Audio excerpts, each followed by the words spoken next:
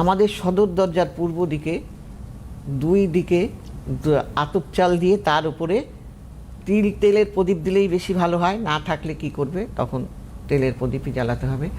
2 ধারে প্রদীপ জ্বালাতে হবে এবং সেটা যেন পূর্ব দিকে প্রদীপের মুখটা থাকে।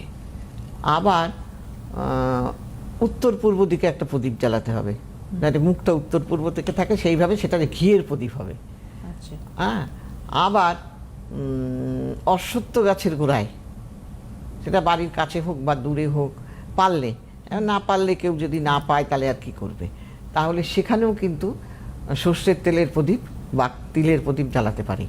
হ্যাঁ, এইভাবে যদি প্রদীপ জ্বালানো যায় তাহলে কিন্তু আমরা অনেকটাই কুপ্রভাব থেকে রেহাই পেতে পারি।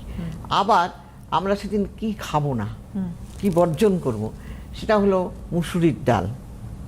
আজকে মুসুরির ডাল খাওয়া যাবে না, কলমি শাক, তারপরে লাল শাক, হ্যাঁ, এই সমস্ত শাক আমরা খাবো না। আচ্ছা, এইগুলো মানতে হয়।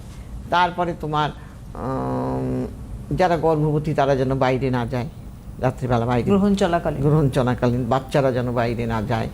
হ্যাঁ, এইসব জিনিসগুলো মেনে চলতে হবে। এবং রান্না যদি আমরা করি, এই সময় গ্রহণের সময় রান্না না করাই ভালো। আর যদি রান্না কেউ করে থাকে তাহলে তার মধ্যে তুলসী পাতা দিয়ে রাখবে।